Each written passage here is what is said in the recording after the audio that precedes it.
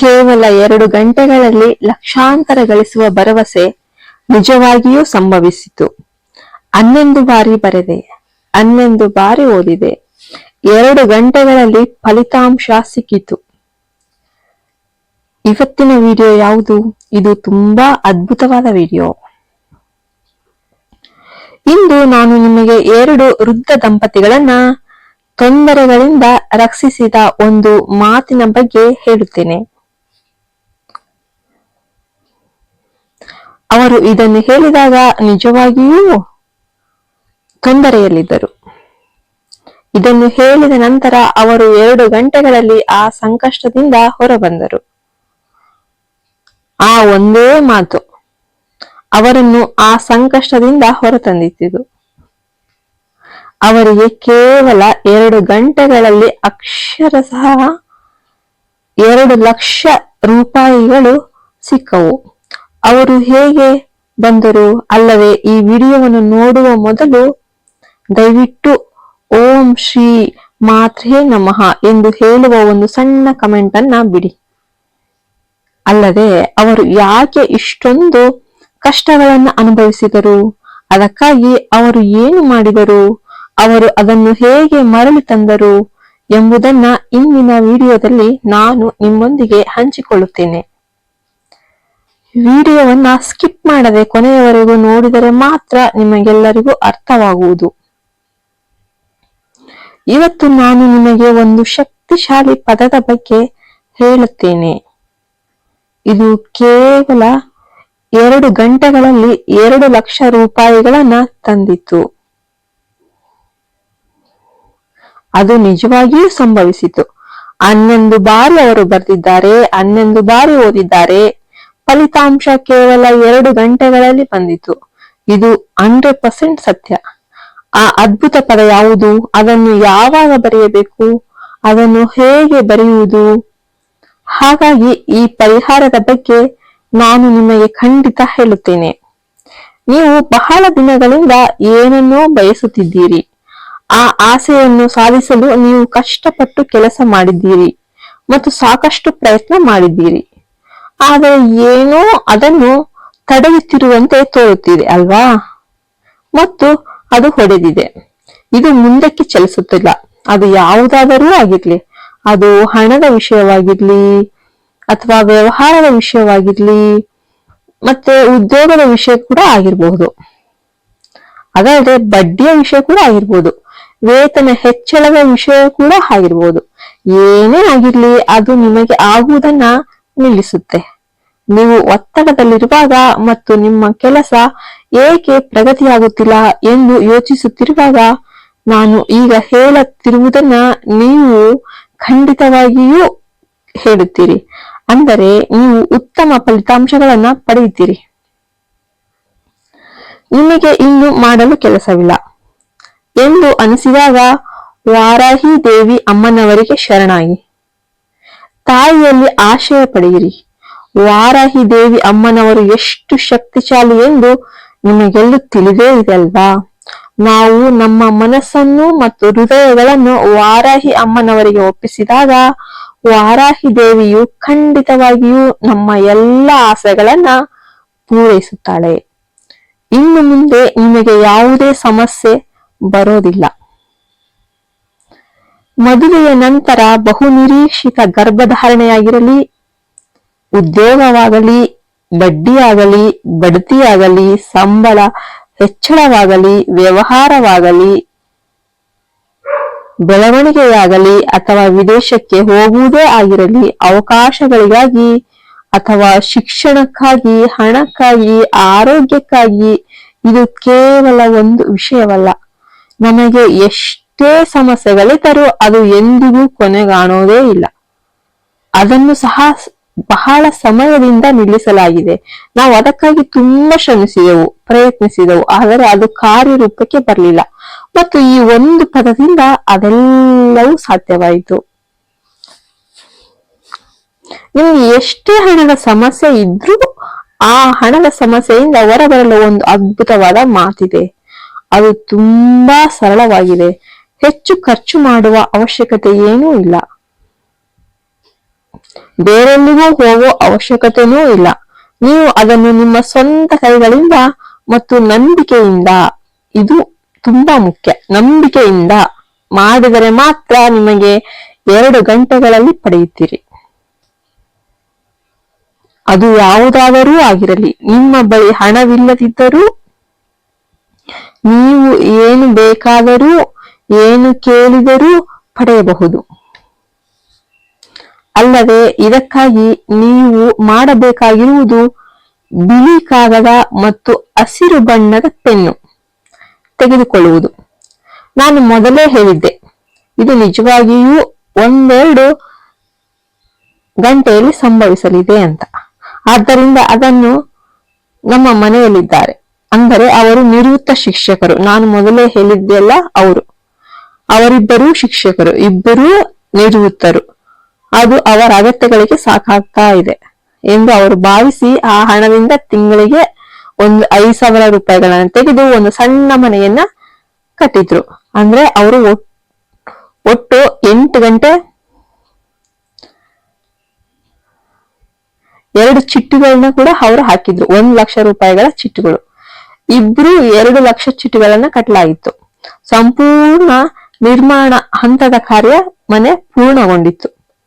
ಹಣ ಖಾಲಿಯಾದಾಗ ಖಾತೆಗೆ ಹಣ ಹಾಕಿದ ವ್ಯಕ್ತಿ ಎಲ್ಲಾ ಹಣವನ್ನು ತೆಗೆದುಕೊಂಡು ಓಡೋಗ್ಬಿಟ್ಟ.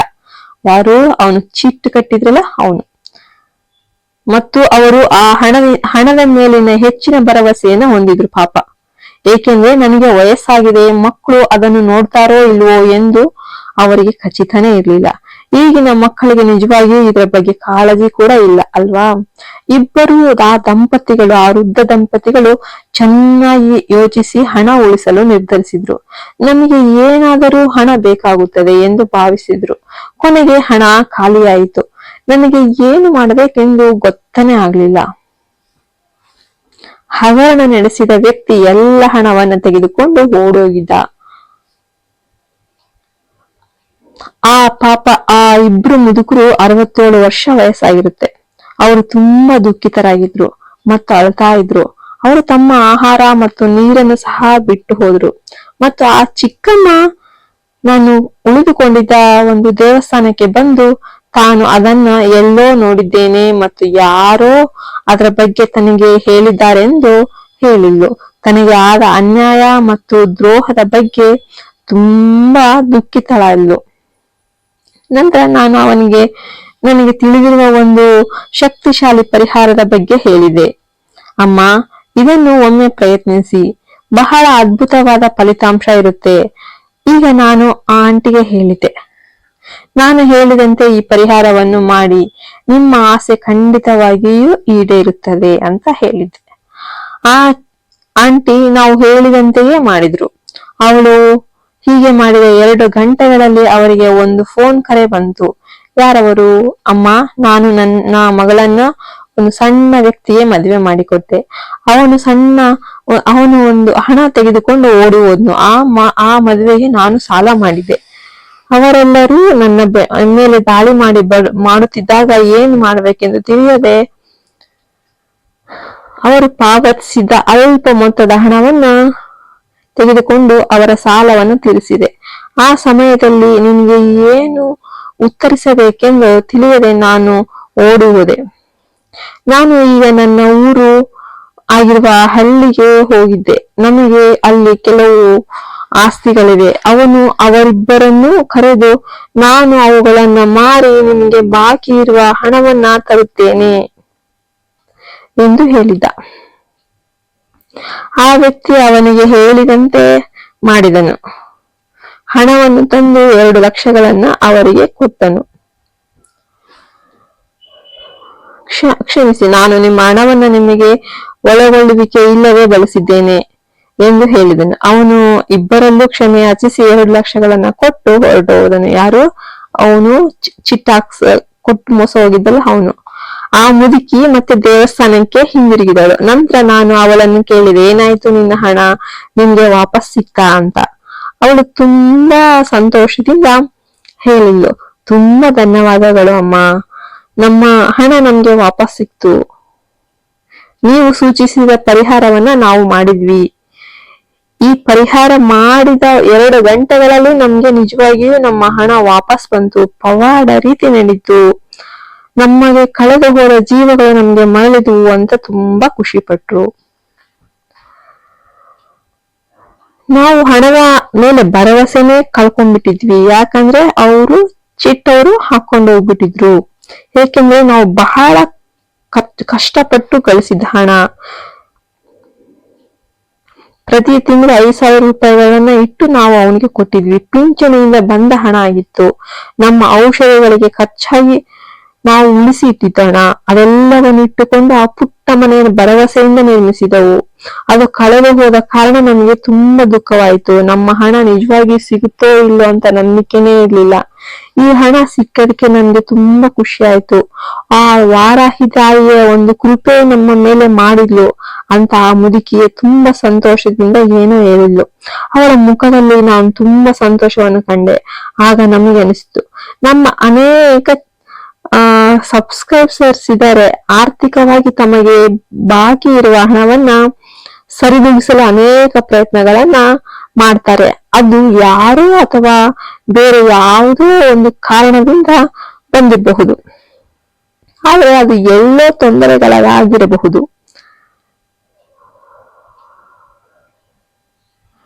ನಮ್ಮ ಜನರಿಗೆ ಹೇಳಿದರೆ ಎಷ್ಟೋ ಜನರಿಗೆ ಉಪಯೋಗ ಆಗುತ್ತೆ ಅಂತ ನಾನು ಅನ್ಕೊಂಡೆ. ನೀವು ಇದನ್ನ ನಂಬಿಕೆಯಿಂದ, ಇಲ್ಲಿ ನಂಬಿಕೆ ಎಲ್ಲದಕ್ಕಿಂತ ಇಂಪಾರ್ಟೆಂಟ್. ನಂಬಿಕೆಯಿಂದ ಮಾಡಿದ್ರೆ ಮಾತ್ರ ಅದು ಖಂಡಿತವಾಗಿಯೂ ಆಗುತ್ತೆ. ಈ ಪರಿಹಾರಕ್ಕಾಗಿ ನಿಮಗೆ ಬೇಕಾಗಿರುವುದು ಒಂದು ಬಿಳಿ ಕಾಗದ ಮತ್ತು ಹಸಿರು ಬಣ್ಣದ ಪೆನ್ನು ತೆಗೆದುಕೊಳ್ಬೇಕು. ನಾನು ಅದನ್ನು ಇಲ್ಲಿ ತೋರಿಸ್ತಾ ಇದ್ದೀನಿ ನೋಡಿ. ಒಂದು ಪೆಟ್ಟಿಗೆಯನ್ನು ಬರೆಯಿರಿ. ಮಧ್ಯದಲ್ಲಿ 3 ಸಣ್ಣ ಪೆಟ್ಟಿಗೆಗಳಿರುವ ಒಂದು ಚೌಕಾಕಾರದ ಪೆಟ್ಟಿಗೆಯನ್ನು ಬರೆಯಿರಿ. ಒಟ್ಟು 9 ಪೆಟ್ಟಿಗೆಗಳನ್ನ ಮಾಡಿ ನಾನು ಅದನ್ನು ಪರದೆಯ ಮೇಲೆ ನೀಡುತ್ತೇನೆ. ಅದನ್ನು ಬಹಳ ಎಚ್ಚರಿಕೆಯಿಂದ ನೋಡಿ. ಮೊದಲನೆಯದು 27, 20, 25. ಎರಡನೆಯದು 22, 24, 26 ಮತ್ತು ಮೂರನೆಯದು 23, 28, 21. ನಾವು ಈ ಪರದೆಯ ಮೇಲೆ ತೋರಿಸುವಂತೆ ಬರೆಯಿರಿ. ಬರೆಯುವಾಗ ನೀವು ನೆನ್ಪಿಟ್ಕೊಳ್ಳಿ, ಬಾಗಬಾರದು. ಈ ರೀತಿ ಅಡ್ಡಲಾಗಿ ಬರೆಯಲು ಪ್ರಯತ್ನಿಸಿ. ನಾನು ಹೇಳಿದಂತೆ ಬರೆಯಿರಿ. ಅಂದರೆ 27, 20, 25, 22, 24, 26, 23, 28, 21. ನಿಮ್ಮ ಆಸೆ ಏನೇ ಇರಲಿ, ಅದು ನಿಮಗೆ ಬರಬೇಕಾದ ಹಣಕ್ಕಾಗಿ, ಅಥವಾ ನೀವು ಯಾರಿಗಾದ್ರೂ ಹಣ ಬಾಕಿ ಇದ್ರೆ, ಅಥವಾ ನಿಮ್ಮ EMI ಏನ ತೆರವುಗೊಳಿಸಲು ಬಯಸಿದ್ರೆ, ಸಾಲದ ಮೊತ್ತವನ್ನು ಪಾವತಿಸಿ ಅಥವಾ ಬಡ್ಡಿಯನ್ನು ಪಾವತಿಸಿ, ಅಥವಾ ಇವುಗಳಿಂದ ಇಲ್ಲದಿದ್ದರೆ ಬಡ್ತಿಗಾಗಿ, ಉದ್ಯೋಗದಲ್ಲಿ ಹೆಚ್ಚಳಕ್ಕಾಗಿ, ವ್ಯವಹಾರಕ್ಕಾಗಿ, ಮದುವೆಗಾಗಿ, ಮಕ್ಕಳಿಗಾಗಿ, ಶಿಕ್ಷಣಕ್ಕಾಗಿ ಅಥವಾ ಆರೋಗ್ಯಕ್ಕಾಗಿ ನೀವು ಇದನ್ನು ಏನು ಮಾಡುತ್ತಿದ್ದೀರಿ ಮತ್ತು ನಿಮ್ಮ ಆಸೆ ಏನೇ ಇರಲಿ ಅದನ್ನ ನಿಮ್ಮ ಮನಸ್ಸಿನಲ್ಲಿ ಗಟ್ಟಿಯಾಗಿ ಹೇಳಿ. ಇಷ್ಟೆಲ್ಲ ಹೇಳಿದ ಮೇಲೆ ಇಲ್ಲಿ ಒಂದು ಪೆಟ್ಟಿಗೆ ಇದೆ. ಅಲ್ಲಿ ನಾವು ಕೆಲವು ಸಂಖ್ಯೆಗಳನ್ನ ಬರೆದಿದ್ದೇವೆ.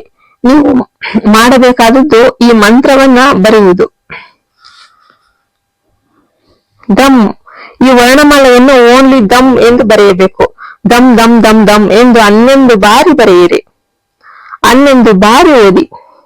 ಈಗ ನೀವು ಈ ಕಾಗದಗಳನ್ನ ಏನ್ ಮಾಡ್ತೀರಿ, ಅದನ್ನ ನಿಮ್ಮ ಪೂಜಾ ಕೋಣೆಗೆ ತೆಗೆದುಕೊಂಡು ಹೋಗಿ ಅಲ್ಲಿ ವಾರಾಹಿ ದೇವಿ ಅಮ್ಮನವರ ಫೋಟೋ ಅಥವಾ ವಿಗ್ರಹ ಏನಾದ್ರೂ ಇದ್ರೆ ಅದರ ಮುಂದೆ ನೀವು ಇದನ್ನು ಇರಿಸಿ. ಇಲ್ಲ, ನಮ್ಮ ಮನೆಯಲ್ಲಿ ವಾರಾಹದೇವಿಯ ಪ್ರತಿಮೆಯೂ ಇಲ್ಲ, ಫೋಟೋ ಇಲ್ಲ.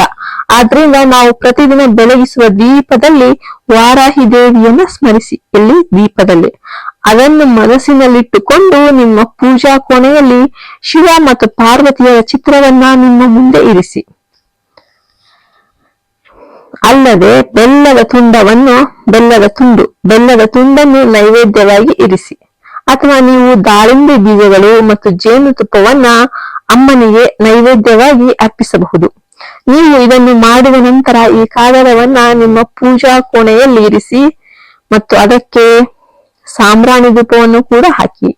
ನೀವು ಹೀಗೆ ಮಾಡಿದ್ರೆ ನಿಮ್ಮ ಮನಸ್ಸಿನಲ್ಲಿ ನಿಖರವಾಗಿ ಏನು ಯೋಚಿಸುತ್ತಿದ್ದೀರಿ ನೀವು ಏನೇ ಬಯಸುತ್ತಿದ್ದೀರೋ ಅದು 2 ರಿಂದ 24 ಗಂಟೆಗಳಲ್ಲಿ 100% ಈಡೇರುತ್ತದೆ. ಏಕೆಂದ್ರೆ ನಾವು ಇಲ್ಲಿ ವಾರಾಹಿ ದೇವಿಯನ್ನು ಪೂಜಿಸುತ್ತಿದ್ದೇವೆ. ನಾವು ಇಲ್ಲಿ ಚಿತ್ರಿಸಿದ ಸಂಖ್ಯೆಗಳು ಕುಬೇರನ ಯಂತ್ರ ಎಂದ್ರೆ ಕುಬೇರ ದೇವರಿಗೆ ಸಂಬಂಧಿಸಿದ ಯಂತ್ರ. ಕುಬೇರನು ಹಣದ ಅಧಿಪತಿ. ನಾವು ಕುಬೇರನನ್ನು ಪೂಜಿಸಿದಾಗ ಮತ್ತು ಧ್ಯಾನಿಸಿದಾಗಲೆಲ್ಲ ಹಣವು ನಿಮಗೆ ಹರಿಯಲು ಪ್ರಾರಂಭಿಸುತ್ತದೆ. ನೀವು ಖಂಡಿತವಾಗಿಯೂ ಉತ್ತಮ ಫಲಿತಾಂಶಗಳನ್ನು ಪಡೆಯುತ್ತೀರಿ. ಎಲ್ಲರೂ ನಾವು ಹೇಳಿದಂತೆ ಮಾಡಿ. ಅಲ್ಲದೆ ಮಾಂಸಾಹಾರ ಆಹಾರವನ್ನು ಸೇವಿಸಿ ಮುಟ್ಟಾಗುತ್ತಿರುವ ಜನರು ಈ ಪರಿಹಾರವನ್ನು ಮಾಡಬಾರದು. ಮಾಂಸ ತಿನ್ನಬಾರದು. ಮತ್ತೆ ಹೇಳ್ತಾ ಇದ್ದೀನಿ, ಮಾಂಸ ತಿನ್ನೋ ಹಾಗಿಲ್ಲ, ಮುಟ್ಟಾದವರು ಇದನ್ನ ಮಾಡೋ ಹಾಗಿಲ್ಲ. ಕುಬೇರ ಸ್ವಾಮಿ ಯಂತ್ರವನ್ನು ಬರೆಯುತ್ತಿದ್ದೇವೆ. ನಾವು ವಾರಾಹಿ ದೇವಿಯನ್ನು ಸಹ ಪೂಜಿಸುತ್ತಿದ್ದೇವೆ. ಆದ್ದರಿಂದ ನೀವು ಋತುಚಕ್ರದ ಸಮಯದಲ್ಲಿ ಮಾಂಸಾಹಾರ ಆಹಾರವನ್ನ ಸೇವಿಸುತ್ತಾ ಈ ಪರಿಹಾರವನ್ನ ಎಂದಿಗೂ ಮಾಡಬಾರದು. ನೆನಪಿಲ್ಲಿಟ್ಕೋಬೇಕು. ಅಲ್ಲದೆ ನೀವು ಈ ಪರಿಹಾರವನ್ನು ಸ್ವಲ್ಪ ಶಿಸ್ತಿನಿಂದ ಮಾಡಿದರೆ ಮತ್ತು ನಂಬಿಕೆಯಿಂದ ಮಾಡಿದರೆ ಮಾತ್ರ ಉತ್ತಮ ಫಲಿತಾಂಶಗಳು ನಿಮಗೆ ಸಿಗುತ್ತವೆ. ನಿಮಗೆ ತುರ್ತಾಗಿ ಹಣದ ಅವಶ್ಯಕತೆ ಇದ್ದರೆ ನಿಮ್ಮ ಆಸೆಯನ್ನು ಪೂರೈಸಬೇಕು. ಬಹಳ ದಿನಗಳಿಂದ ಈಡೇರದ ಆಸೆಗಳಿಂದ ಬಳಲುತ್ತಿರುವ ಪ್ರತಿಯೊಬ್ಬರೂ ನಾವು ಹೇಳಿದಂತೆ ಮಾಡಬೇಕು. ಹೀಗೆ ಎಷ್ಟೋ ಜನ ಮಾಡಿದ್ದಾರೆ. ಅಂದರೆ 2 ರಿಂದ 24 ಗಂಟೆಗಳಲ್ಲಿ ನಿಮಗೆ ಖಂಡಿತವಾಗಿ ಫಲಿತಾಂಶ ಸಿಗುತ್ತದೆ. ಅದು ಸಣ್ಣ ಮೊತ್ತವಾದ್ರೂ ಸಹ 2 ಗಂಟೆಗಳಲ್ಲಿ ಅದು ಖಂಡಿತವಾಗಿ ಈಡೇರುತ್ತೆ. ಆ ಹಣ ನಿಮ್ಮನ್ನು ಹುಡುಕಿಕೊಂಡು ಬರುತ್ತೆ. ಲಕ್ಷ ಕೋಟಿಗಳ ವಿಷಯಕ್ಕೆ ಬಂದಾಗ ಸ್ವಲ್ಪ ತಡ ಆಗಬಹುದು, ಆದ್ರೆ ಫಲಿತಾಂಶ ಖಂಡಿತವಾಗಿಯೂ ಖಚಿತವಾಗಿಯೂ ಈಡೇರುತ್ತೆ. ಇದು 100% ಸತ್ಯ.